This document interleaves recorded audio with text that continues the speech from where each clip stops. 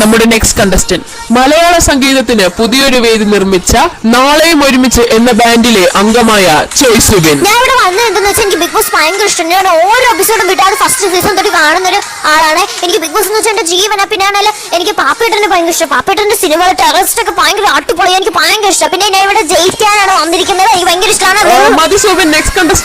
സാറിനെ കുറിച്ച് പറയുകയാണെങ്കിൽ സാറിന്റെ സിനിമകളായ നെക്സ്റ്റ് കണ്ടസ്റ്റന്റ് തന്റെ 100-ൽ പരം റിപ്പോർട്ടുകൾ പബ്ലിഷ് ചെയ്ത കേരള ഫിഷ് ഡിപ്പാർട്ട്മെന്റിലെ പ്രമുഖ റിസർച്ചർ ലിഹാൻ. എന്തെങ്കിലും പറയാമോ?